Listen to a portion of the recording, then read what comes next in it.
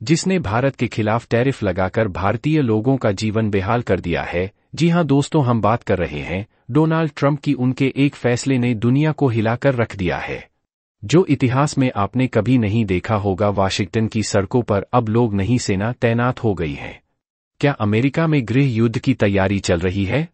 Washington DC, America की राजधानी, और आज यहां की सड़कों पर तैनात हैं नेशनल गार्ड के जवान। राष्ट्रपति डोनाल्ड ट्रंप ने स्थानीय पुलिस पर संघीय नियंत्रण ले लिया है और इसे जन सुरक्षा आपातकाल का नाम दिया है। लेकिन असली सवाल है, क्या राजधानी सचमुच असुरक्षित हो गई है, या यह कहानी सिर्फ राजनीतिक मोहरे चलने की शुरुआत है? क्या अमेरिका में गृह युद्ध छिड़ने वाला है?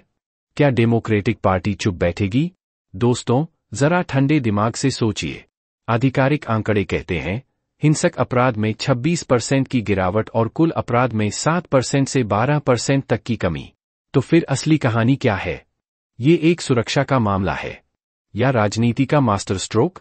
आज हम बिना किसी शोर शराबे के ठंडे दिमाग से इस फैसले के पीछे की पूरी सच्चाई समझेंगे। बीते 24 घंटों में व्हाइट हाउस से आया एक आदेश, जिसने डीसी के सत्ता समीकरण को हिला दिया।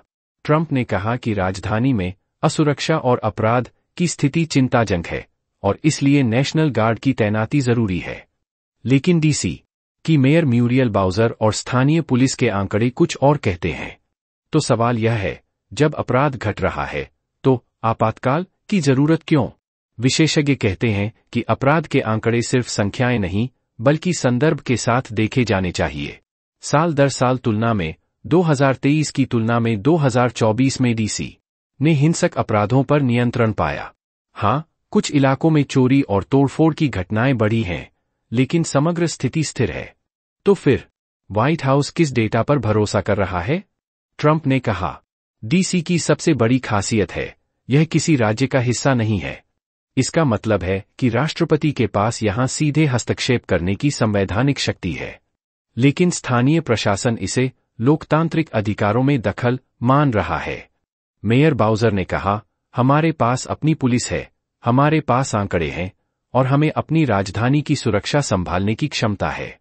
वहीं राष्ट्रपति ट्रंप का कहना है, अमेरिका की राजधानी पर नियंत्रण और उसकी सुरक्षा मेरी जिम्मेदारी है। अगर स्थानीय नेतृत्व इसे सुनिश्चित नहीं कर पाता, तो संघीय सरकार आगे बढ़कर यह काम करेगी। वॉशिंगटन डीसी न केवल हमारे देश का दिल है, बल्कि यह पूरी दुनिया के लिए अमेरिका की ताकत और अनुशासन का प्रतीक है। संविधान विशेषज्ञ चेतावनी दे रहे हैं कि यह कदम भविष्य में राष्ट्रपति के अधिकारों और स्थानीय शासन के बीच टकराव को और बढ़ा सकता है। यदि डोनाल्ड ट्रंप भाई साहब ऐसे ही फैसला लेते रहे तो वह दिन दूर नहीं जब व्हाइट हाउस में भी डेमोक्रेट दंगे कर रहे होंगे।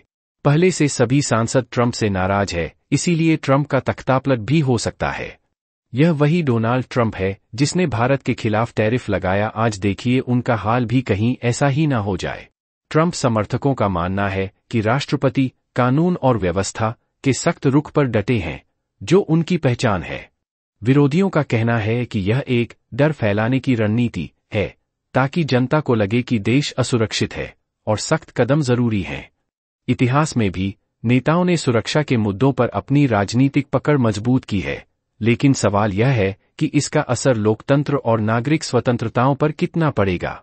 अगर यह कदम जारी रहा तो डीसी में कानून व्यवस्था पर संघीय नियंत्रण आम हो सकता है, स्थानीय पुलिस की स्वायत्तता घटेगी, नागरिक स्वतंत्रता और सभा की आजादी पर असर पड़ सकता है, और सबसे अहम, यह एक मिसाल बन सकता है जिसे भविष्य के राष्ट्रपति भी इस्तेमाल करें।